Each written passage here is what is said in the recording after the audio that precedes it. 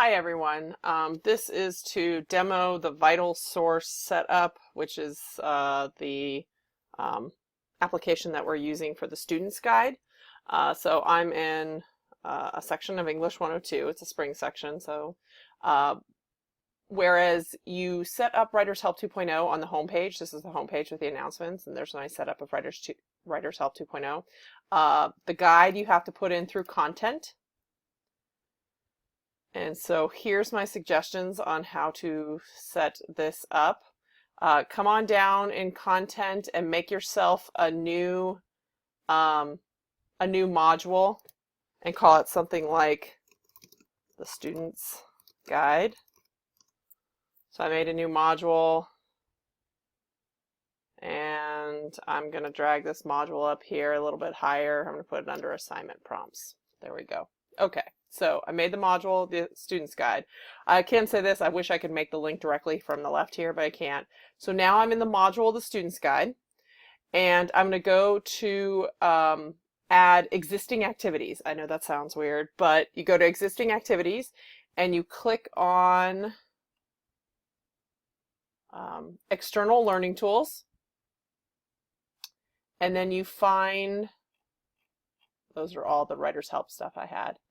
Down here at the bottom, you're going to find one called Vital Source. When you do this, there'll probably be a lot less, but you're looking for Vital Source.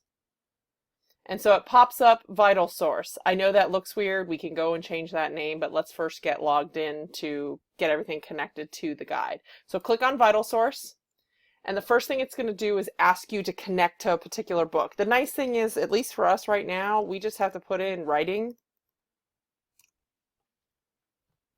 and it pops up the guide for us. I'm going to adopt the guide. Now, I've already made an account. It may ask you to add a password because it's already associated with your University of Arizona email here. But made the account. Close the window, really doesn't do anything.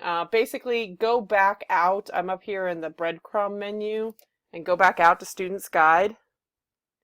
So what I suggest at this point, if you click Edit Properties in Place, we could rename it. So the Student's Guide, or maybe even link to the Student's Guide. Okay. Bulk edit. I want to get it done where it stops editing. Come on. Okay, refresh page. There we go. So I renamed it, and so that makes sense because for the students, Vital Source would make no sense. So now if I link on the Student's Guide, it pops it up, preview, and that takes you into the book. For some reason, it drops me down here. I think I may have accidentally played with bookmarks. But over here on the left is Table of Contents. And the nice thing is if you go down to the table of contents, it's all hyperlinked, so that'll allow you to bounce around the book quickly, you and the students. And you'll notice over here on the left, there are page numbers. As I'm scrolling, the page numbers are getting higher. So you can reference page numbers when you're telling students what to read. The last thing I want to just quickly show is the activities that are in the book.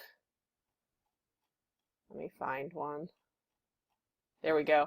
The activities all now have these little worksheet icons, and that you can download a Microsoft Word document that gives all this prompt, but it has a space for a name, and students can type directly on it and then submit it in the assignments area of D2L. I think that we're able to do something with the bookmarks here, but this becomes one of those I don't know. I'm going to play with it this next week or so, and when I figure out how to do that, I will make another video sharing that with you all. I hope you're as excited as I am, and needless to say, this setup was easy. Last words of wisdom. So far, the Vital Source company has said that it does not like Safari. So if you or your students are having difficulties setting up or accessing the book, the first thing is to make sure you're either using Chrome or Firefox as a browser. Thanks for all your good work.